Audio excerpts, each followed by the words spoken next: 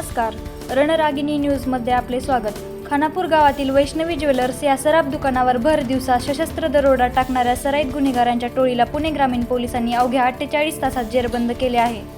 या कारवाईत सुमारे 56 तोळे 2 ग्रॅम वजनाचे सोन्याचे दागिने अंदाजे 70,32,000 रुपयांचा मुद्देमाल हस्तगत करण्यात आला आहे। दिनांक 26 डिसेंबर रोजी दुपारी 12:30 वाजता 5 दरोडेखोरांनी तलवार व कोयत्याचा धाक दाखवत दुकानातील मालक व महिला कामगारांना धमकावून सुमारे 1,05,00,000 रुपयांचा मुद्देमाल लुटला होता। या घटनेमुळे खानापूर परिसरात भीतीचे वातावरण निर्माण झाले होते। गुन्ह्याचे गांभीर्य लक्षात घेऊन पुणे ग्रामीण पोलिसांनी स्थानिक गुन्हे शाखा, हवेली व वेल्हे पोलीस स्टेशनची 6 विशेष तपास पथके तयार केली।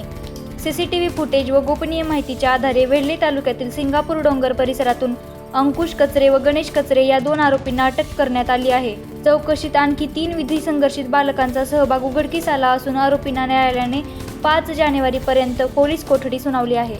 माझी चौधरी आणि आदेश रेवणराव चौधरी त्या गावाचे राहणारा आहे। हा मर्डर केल्यानंतर मध्य प्रदेश घेऊन इथल्या राज्यामध्ये घालून गेले। आपली टीमने त्याचा पाठलाग केला। शेवटला सोलापूर जिल्ह्याची हद्दीत गुन्ह्याला ताब्यात घेण्यात आला, त्यांना अटक करण्यात आली।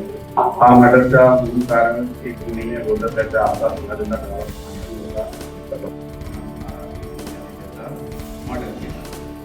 सो हवेली पोलीस स्टेशनची टीमने खूप चांगली कामगिरी केली आहे, त्यासाठी त्यांचं खूप खूप अभिनंदन आहे। 25 रोजी दिवसात 12:30 वाजताच्या सुमारास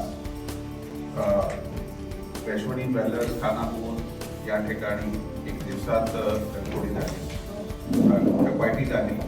त्यामध्ये 5 आरोपीने जे ज्वेलरी शॉपमधून 840 ग्राम सोना FIR प्रमाणे ते चोरून गेले आणि त्याचे नंतर हवेली पोलीस स्टेशनची टीम, त्याचबरोबर LCBची टीम यांना विशेष टीम्स गठीत करून आरोपीचा पाठलाग करण्यासाठी, त्याचा शोध घेण्यासाठी रवाना करण्यात आले होते आणि सतत 2 दिवस त्याचा तपास चालू होता। डॉग स्क्वॉडचा वापर करण्यात आला, CCTV कॅमेरे चेक करण्यात आले, गोपनीय माहिती काढण्यात आली आणि शेवटला ते जे आमचे SDPO हवेली सुनील पुजारी साहेब, पोलीस स्टेशनचे महिला पोलीस निरीक्षक मॅडम, त्याच्याबरोबर LCB PI साहेब, ह्या सर्वांनी एकत्र मिळून सापळा रचला, आरोपीचा शोध काढला।